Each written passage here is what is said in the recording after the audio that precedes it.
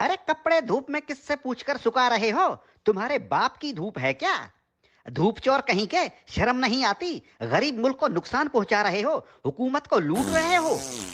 अरे साहब, पूरी दुनिया के लोग कपड़े धूप पर ही सुखाते हैं, इसमें चोरी कैसी? जल्दी से अपने कपड़े उतारो। क्यों साहब, मुझे बगैर कपड़ों के देखना चाहते हो? अरे जो तार पर सुखाने के लिए लटकाए हुए हैं वो उतारो, अगर नहीं तो खर्चा पानी दो और अपनी जान छुड़ाओ। तुम्हें तो मैंने धूप चोरी करते हुए रंगे हाथों पकड़ लिया है। अगर जेल में डाल दिया ना तो सड़ते रहोगे पूरी उम्र, तुम्हारी लाश निकलेगी वहां से। धूप चोर कहीं के।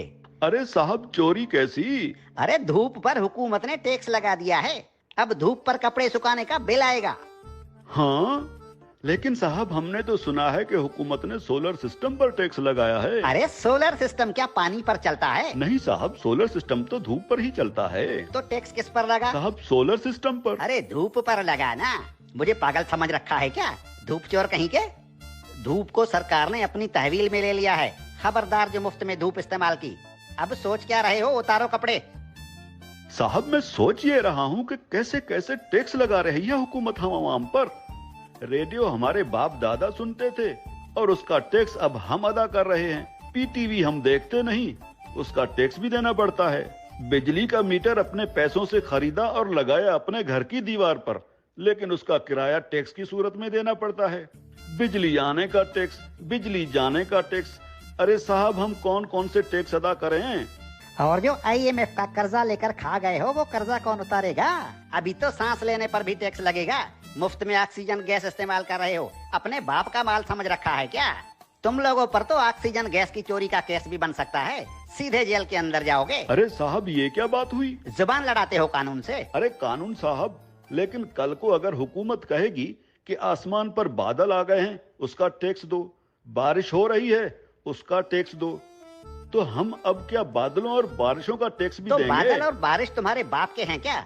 अगर बादल इस मुल्क के ऊपर आए तो वो भी इस हुकूमत की मिल्कियत हुई ना, आवाम को उसका टैक्स देना पड़ेगा। और अगर बारिश हुई तो बारिश का टैक्स भी देना पड़ेगा। बादलों और बारिशों के बाप का मुल्क है क्या ये? हाँ? ये जो गलियों में धूल उड़ रही होती है ना, जो तुम्हारे मुंह में चली जाती है, इसका टैक्स भी देना होगा।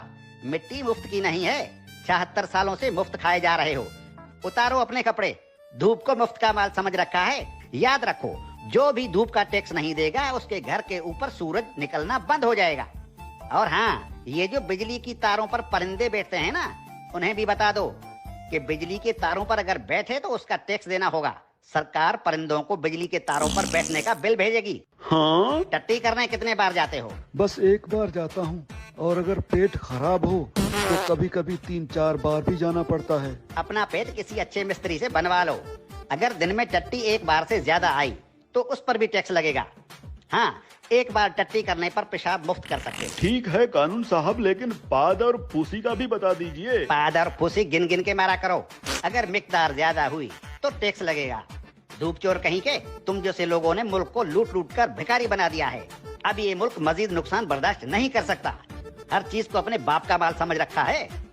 अब कानून हरकत में आ गया है, अब ऐसा नहीं चलेगा। हाँ? देखो, मुर्दा लोगों के डेथ सर्टिफिकेट बिल्कुल मुफ्त बनवा सकते हो। और क्या करे हुकूमत इस आवाम के लिए? देखो हुकूमत को कितनी फिक्र है इस आवाम की।